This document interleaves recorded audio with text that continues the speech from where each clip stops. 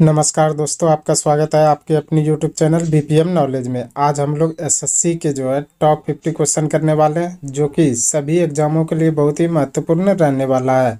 अगर इनमें से किसी भी प्रश्नों का आंसर अगर आपको पता है तो आप कमेंट बॉक्स में दे सकते हैं। तो चलिए आज का वीडियो शुरू करते हैं। आज का पहला क्वेश्चन है, किस तत्व को रसायन विज्ञान में अवारा तत्व की संज्ञा दी गई है? किस तत्व को रसायन विज्ञान में अवारा तत्व की संज्ञा दी गई है? तो यह हाइड्रोजन को। इसका राइट आंसर ऑप्शन डी हो जाएगा। हाइड्रोजन को जो है रसायन विज्ञान में अवारा तत्व की संज्ञा दी गई है।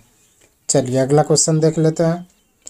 अगला क्वेश्चन है, मनुष्य की साधारण श्वसन दर कितनी होती है? मनुष्य की साधारण श्वसन दर कितनी होती है? तो ये होती है 15 से 18 बार प्रति मिनट। इसका राइट आंसर ऑप्शन ए हो जाएगा। 15 से 18 बार प्रति मिनट जो है मनुष्य की साधारण श्वसन दर होती है। चलिए अगला क्वेश्चन देख लेते हैं। अगला क्वेश्चन है, वृद्धि हार्मोन का स्रावन किसके द्वारा होता है? वृद्धि हार्मोन का स्रावन किसके द्वारा होता है? तो ये होता है प्यूटरी ग्रंथि द्वारा। इसका राइट आंसर ऑप्शन बी हो जाएगा। प्यूटरी ग्रंथि द्वारा जो है वृद्ध हार्मोन का स्रावन होता है। चलिए अगला क्वेश्चन देख लेते हैं। अगला क्वेश्चन है, लैंगरहांस की द्वीप जो इंसुलिन का स्रावन करते हैं स्थित होते हैं। लैंगरहांस के द्वीप जो इंसुलिन का स्राव करते हैं कहाँ स्थिर होते हैं? तो ये होते हैं अग्नाशय में। इसका राइट आंसर ऑप्शन डी हो जाएगा। अग्नाशय में जो है लैंगरहांस द्वीप जो है जो इंसुलिन का स्रावन करते हैं वह स्थिर होते हैं। चलिए अगला क्वेश्चन देख लेते हैं। अगला क्वेश्चन है, किस हार्मोन द्वारा हृदय स्पंदन तथा रुधिर दाब बढ़ जाते हैं? किस हार्मोन द्वारा हृदय स्पंदन तथा रुधिर दाब बढ़ जाते हैं? तो ये बढ़ जाते हैं एड्रीनेल ग्रंथि द्वारा। इसका राइट आंसर ऑप्शन बी हो जाएगा। एड्रीनेल ग्रंथि द्वारा जो है इसके बढ़ जाने से हृदय स्पंदन और रुधिर दाब बढ़ जाता है। चलिए अगला क्वेश्चन देख लेते हैं। अगला क्वेश्चन है, बीसीजी का टीका नवजात शिशु को कितने दिन के भीतर लगाना चाहिए? बीसीजी का टीका नवजात शिशु को कितने दिन के भीतर लगाना चाहिए? तो ये लगाना चाहिए 6 माह के भीतर। इसका राइट आंसर ऑप्शन ए हो जाएगा। 6 माह के भीतर जो है बीसीजी का टीका नवजात शिशु को लगाना चाहिए। चलिए अगला क्वेश्चन देख लेते हैं। अगला क्वेश्चन है, सर्वाधिक क्रियाशील हाइड्रोजन कौन सी है? सर्वाधिक क्रियाशील हाइड्रोजन कौन सी है? तो यह फ्लोरीन। इसका राइट आंसर ऑप्शन सी हो जाएगा। फ्लोरीन जो है यह सर्वाधिक क्रियाशील हाइड्रोजन धातु है। चलिए अगला क्वेश्चन देख लेते हैं।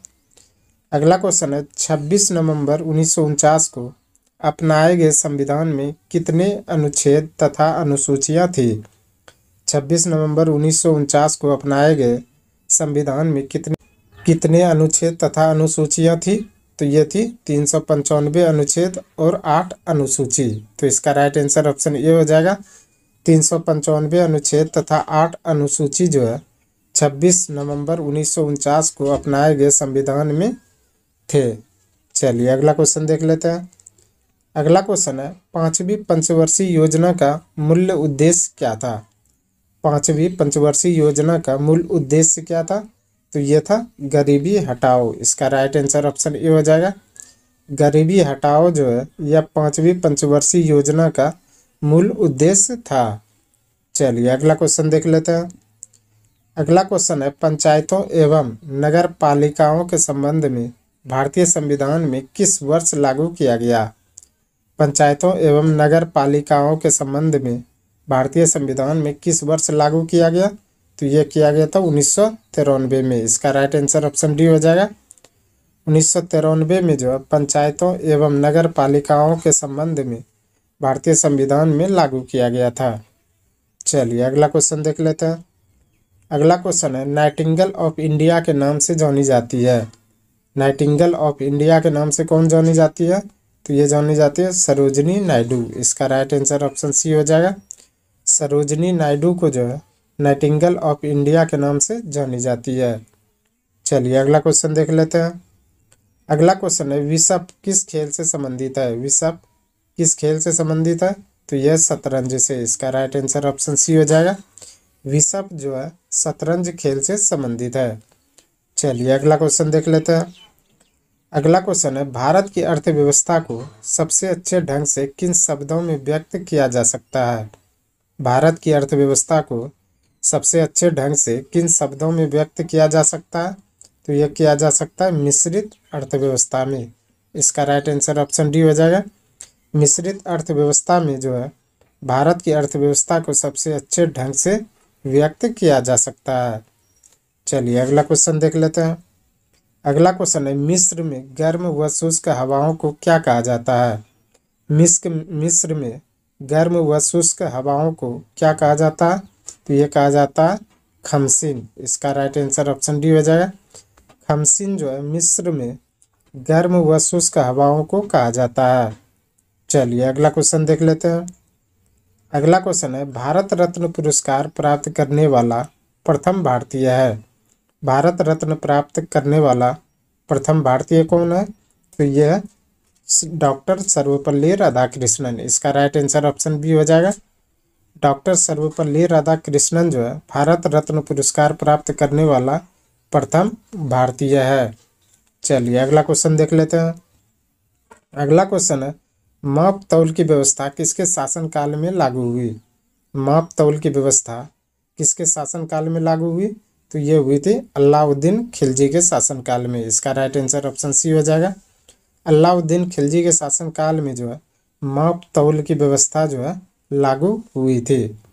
चलिए अगला क्वेश्चन देख लेते हैं। अगला क्वेश्चन है, किस व्यक्ति ने प्रथम बार कार्यकारी प्रधानमंत्री के रूप में पदभार संभाला? किस व्यक्ति ने प्रथम बार कार्यकारी प्रधानमंत्री के रूप में पदभार संभाला था?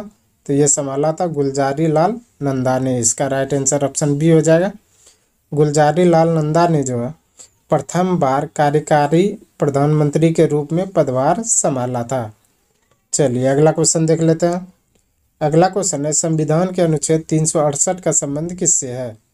संविधान के अनुच्छेद 368 का संबंध किससे है? तो यह संविधान संशोधन प्रक्रिया से। इसका राइट आंसर ऑप्शन ए हो जाएगा। संविधान संशोधन प्रक्रिया से जो है संविधान के अनुच्छेद 368 का संबंध है। चलिए अगला क्वेश्चन देख लेते हैं। अगला क्वेश्चन है, राष्ट्रपति एवं उपराष्ट्रपति दोनों पदों की रिक्ति की स्थिति में कौन राष्ट्रपति का पद संभालता है? राष्ट्रपति एवं उपराष्ट्रपति दोनों पद की रिक्ति की स्थिति में कौन राष्ट्रपति का पद संभालता है? तो ये संभालता है सर्वोच्च न्यायालय का मुख्य न्यायाधीश। इसका राइट आंसर ऑप्शन ए हो जाएगा। सर्वोच्च न्यायालय का मुख्य न्यायाधीश जो है राष्ट्रपति एवं उपराष्ट्रपति दोनों के अनुपस्थिति के बाद जो है पदभार संभालता है। चलिए अगला क्वेश्चन देख लेते हैं। अगला क्वेश्चन है, भारत का राष्ट्र ध्वज कब स्वीकार किया गया? भारत का राष्ट्रीय ध्वज कब स्वीकार किया गया? तो ये किया गया था 22 जुलाई 1947 को। इसका राइट आंसर ऑप्शन सी हो जाएगा। 22 जुलाई 1947 को जो है भारत का राष्ट्र ध्वज स्वीकार किया गया था। चलिए अगला क्वेश्चन देख लेते हैं। अगला क्वेश्चन है, सत्यमेव जयते किस रूप में प्रचलित है? सत्यमेव जयते किस रूप में प्रचलित है? तो ये हो जाएगा इनमें से कोई नहीं। इसका राइट आंसर ऑप्शन डी हो जाएगा। इनमें से कोई नहीं, जिसमें राष्ट्रगान के रूप में, राष्ट्र चिन्ह के रूप में, राष्ट्रगीत के रूप में, ये तीनों में से जो है किसी में सत्यमेव जयते के रूप में प्रचलित नहीं है। चलिए अगला क्वेश्चन देख लेते हैं। अगला क्वेश्चन है, भारत में टेलीविज़न की शुरुआत कब हुई थी? भारत में टेलीविज़न की शुरुआत कब हुई थी? तो ये 1959 में। इसका राइट आंसर ऑप्शन डी हो जाएगा। 1959 में जो है भारत में टेलीविज़न की शुरुआत हुई थी। चलिए अगला क्वेश्चन देख लेते हैं। अगला क्वेश्चन है, इंडिया विंस फ्रीडम के लेखक कौन है? इंडिया विंस फ्रीडम के लेखक कौन है? तो यह अबुल कलाम आज़ाद। इसका राइट आंसर ऑप्शन सी हो जाएगा। अबुल कलाम आज़ाद जो है इंडिया विंस फ्रीडम के लेखक हैं। चलिए अगला क्वेश्चन देख लेते हैं। अगला क्वेश्चन है, एशिया की सबसे लंबी नदी कौन सी है? एशिया की सबसे लंबी नदी कौन सी है? तो यह यांग टीसी क्यांग। तो इसका राइट आंसर ऑप्शन बी हो जाएगा। यांग टीसी क्यांग जो है यह एशिया की सबसे लंबी नदी है और यह जो है यह चीन में है। तो इसको भी याद रखिएगा। चलिए अगला क्वेश्चन देख लेते हैं। अगला क्वेश्चन है, निम्न में कौन ठंडी जलधारा है? निम्न में कौन ठंडी जलधारा है? तो यह लेब्राडोर। इसका राइट आंसर ऑप्शन सी हो जाएगा।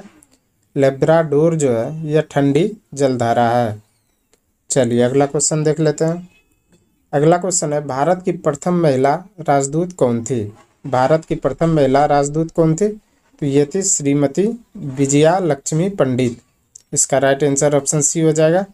श्रीमती विजया लक्ष्मी पंडित जो है यह भारत की प्रथम महिला राजदूत थी।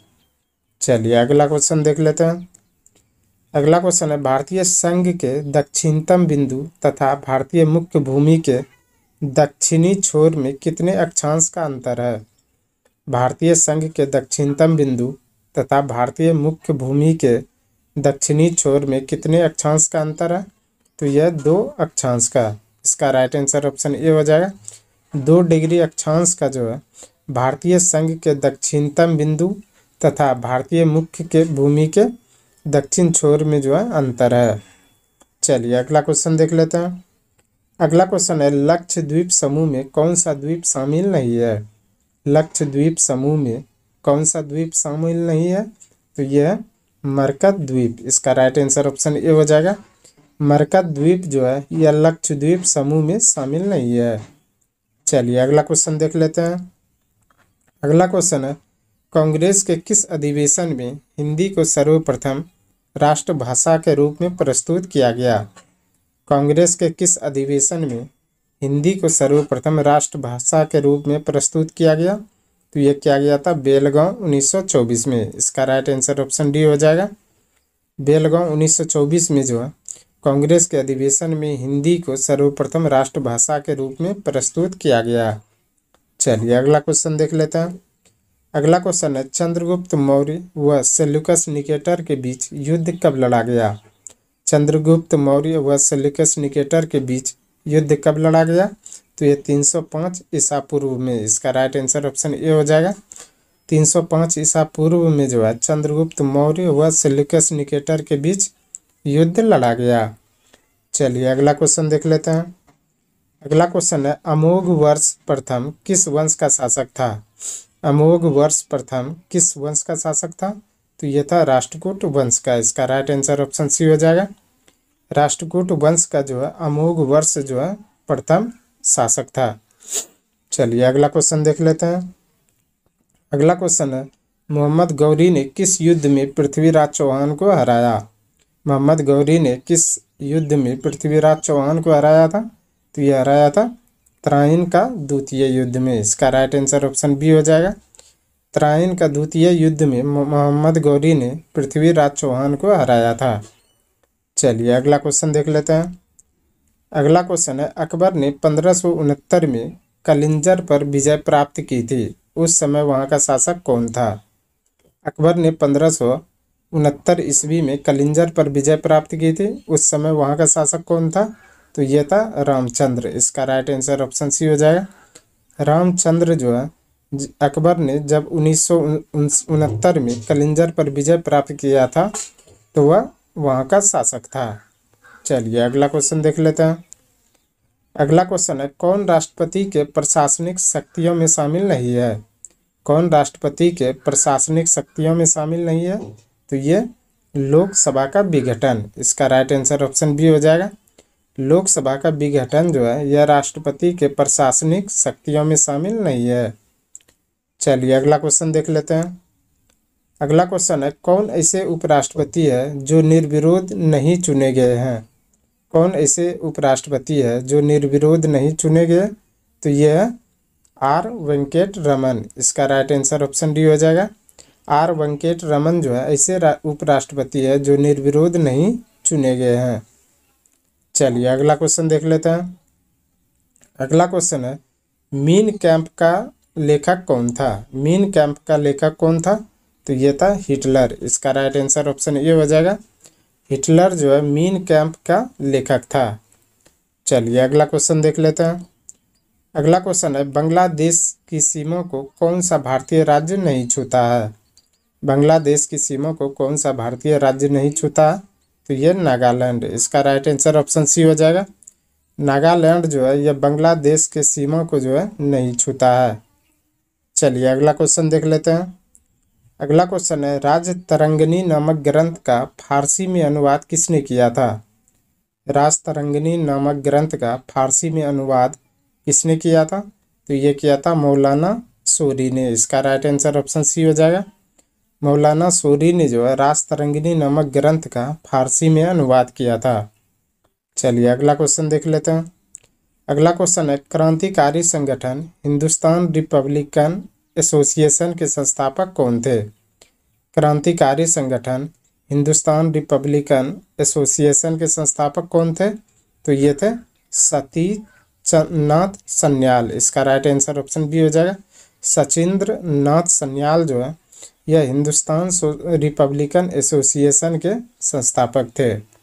चलिए अगला क्वेश्चन देख लेते हैं। अगला क्वेश्चन है, कालाहारी मरुस्थल क्षेत्र किस क्षेत्र में पाई जाने वाली जनजाति है?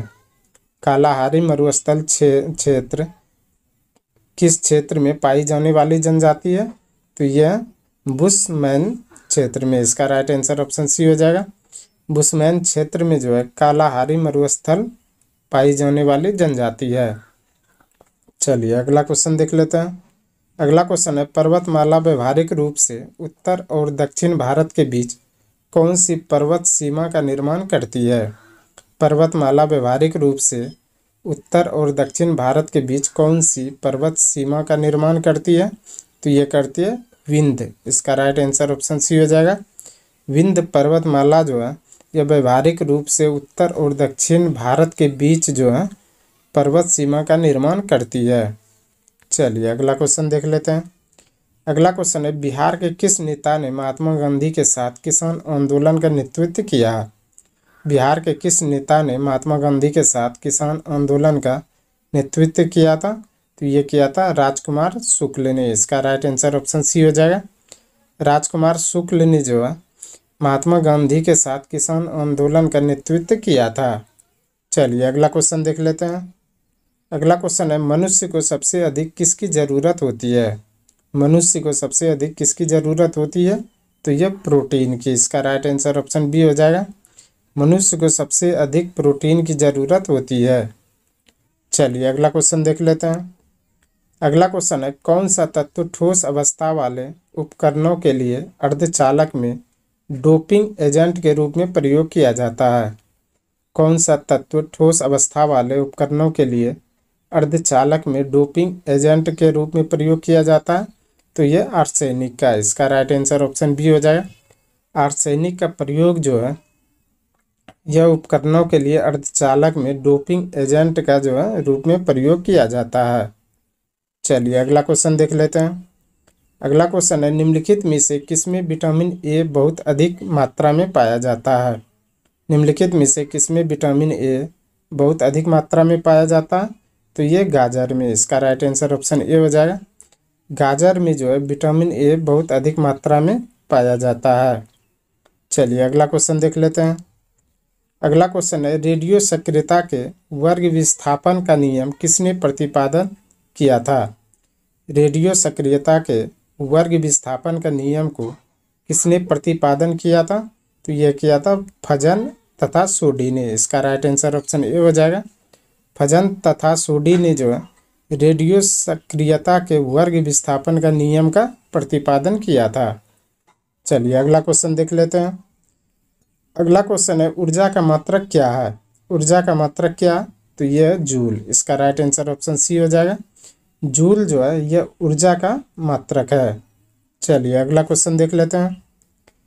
अगला क्वेश्चन है, रक्त संचरण संबंधी खोज किसने की थी? रक्त संचरण संबंधी खोज किसने की थी? तो यह विलियम हार्वे ने। इसका राइट आंसर ऑप्शन सी हो जाएगा। विलियम हार्वे ने जो है रक्त संचरण संबंधी खोज की थी। चलिए अगला क्वेश्चन देख लेते हैं। अगला क्वेश्चन है, स्टीम इंजन के आविष्कारक थे। स्टीम इंजन के आविष्कारक कौन थे? तो ये थे जेम्स वाट। इसका राइट आंसर ऑप्शन ए हो जाएगा। जेम्स वाट ने जो है स्टीम इंजन के आविष्कार किया था। चलिए अगला क्वेश्चन देख लेते हैं। आज का अंतिम क्वेश्चन है, कार्बोहाइड्रेट का कौन सा प्रकार हमारे भोजन का मुख्य घटक है? कार्बोहाइड्रेट का कौन सा प्रकार हमारे भोजन का मुख्य घटक है? तो यह है स्टार्च। इसका राइट आंसर ऑप्शन बी हो जाएगा। स्टार्च जो है कार्बोहाइड्रेट का जो है हमारे भोजन का जो है मुख्य घटक है।